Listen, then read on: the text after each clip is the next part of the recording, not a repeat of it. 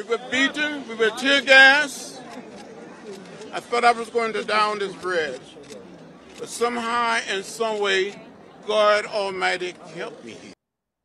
Lewis's death comes more than 5 decades after he nearly lost his life in a violent clash crossing the Edmund Pettus Bridge in Selma, Alabama. In 1965, Lewis led hundreds of civil rights protesters across that bridge on a day later that became known as Bloody Sunday. Tonight, there is a renewed push to rename the bridge after Congressman Lewis. But as CBS 46's Brittany Miller explains, it is going to take more than a petition to make the change.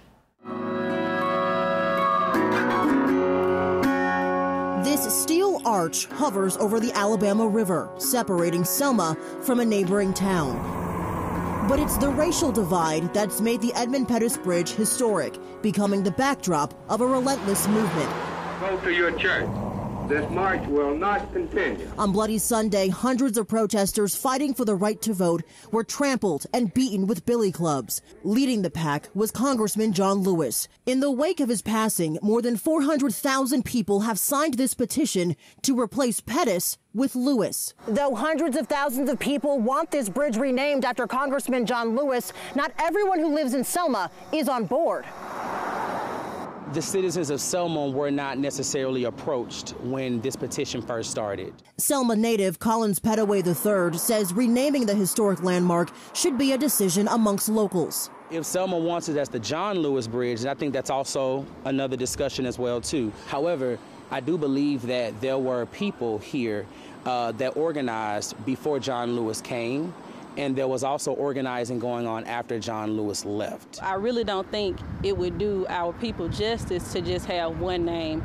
We would have to honor all foot soldiers. Martina West wants it changed to Foot Soldier Bridge, but Pettaway believes the Pettus name is symbolic. Instead of him being recognized for whoever he was as a U.S. Senator for Alabama in the Confederacy, he is now known, and his name is now attached to voting rights, to civil rights, to voting equity, to freedom. We can't have it. He was a Confederate leader. No, we should not be honoring him. Historic documents say he was also part of the Ku Klux Klan. West telling me the name makes her cringe, especially since her family was part of the movement. My grandfather, Lunzi West, he was actually on the bridge for Bloody Sunday, and he was chased back to GWC homes, and he could have been killed.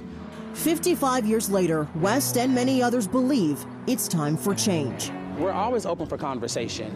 The important thing is that Selma is in the conversation. In Selma, Alabama, Brittany Miller, CBS 46 News.